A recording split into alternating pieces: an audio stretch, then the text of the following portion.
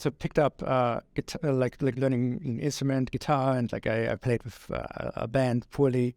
That seemed entirely intrinsically motivated for my own purposes. But I actually learned a lot about how to form great teams from the way a band works. I learned a lot about creativity, like just improvisation, over a key.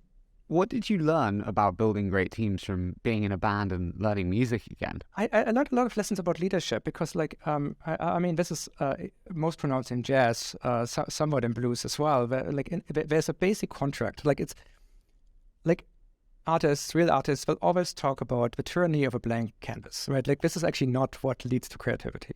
Creativity always comes from constraints. Constraining the space is not just like. I've been in many meetings where people say, "I wish we could do this thing where we'd be completely unconstrained by budgetary or time." And I'm like, yeah, but that's hallucination. That's not, that's not craftsmanship. That's not engineering.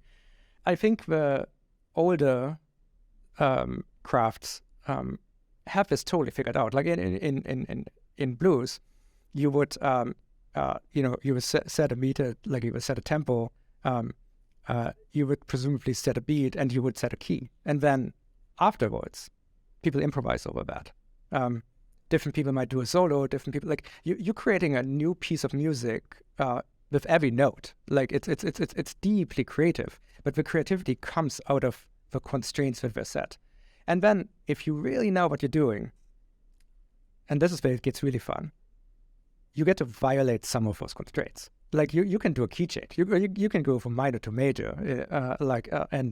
If everyone's good at what they're doing, they'll follow.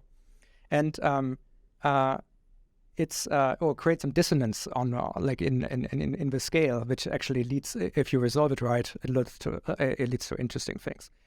This is, I think, what the best teams do everywhere. They are greedy for constraints. They want to understand how can we restrict our space so that we get to get started, develop something, feel each other out, have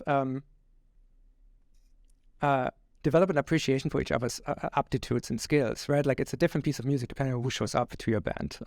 Can I ask, when you think about constraints in this way, is it purely financial constraints, or are there other types of constraints? No.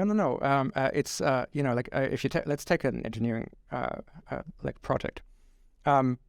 Time is one of the best constraints. Time boxing. Like in Shopify, every project goes through multiple phases. There's a prototype phase. There's a proposal phase. Before that, if proposal is accepted, you go to prototype phase, build, and then releasing. The prototype phase is ideally time constrained and people constrained. You can only do it with 3 people, and you've got a maximum of.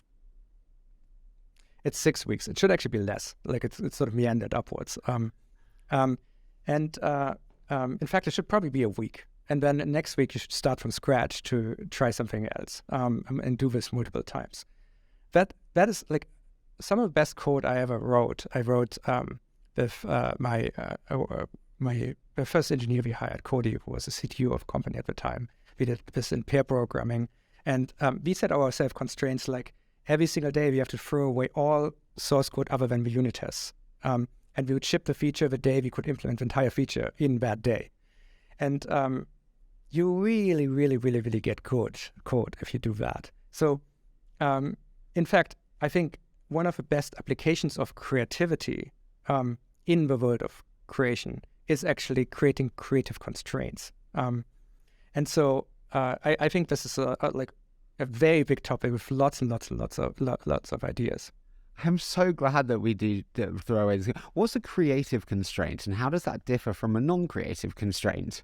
I think this is just a mindset. I think this is how you react to constraints. I think every constraint is a creative constraint, and I think people who complain about constraints have an incomplete mental model about the creative process. How do you impose constraints now in a world where, bluntly, you have much less? When you are a startup running out of cash, you have real constraints on time. You have runway. When you have time restraints on engineers, it's because you can't afford any more engineers. You have no money to hire someone. bluntly, you're not running out of money. Shit. You don't have necessary restraints where you can't hire an incremental engineer. How do you create artificial constraints and make them real? I think that there are many ways to do it. Like I mean, culture is the best, honestly. The story I just said about how we built features early is a story that people know in Shopify, and they know that that's valued.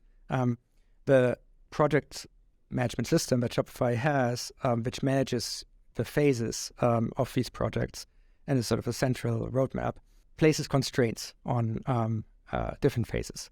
How staffed they can be and so on. So some of them can be tool reinforced. Some of them can be culture induced.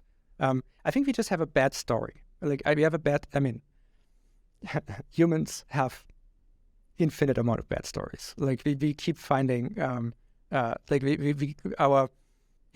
brain is loaded up with a firmware that is like developed for the Getty, right? Basically everything we're doing on planet Earth, we basically managed to awkwardly do operations against human nature.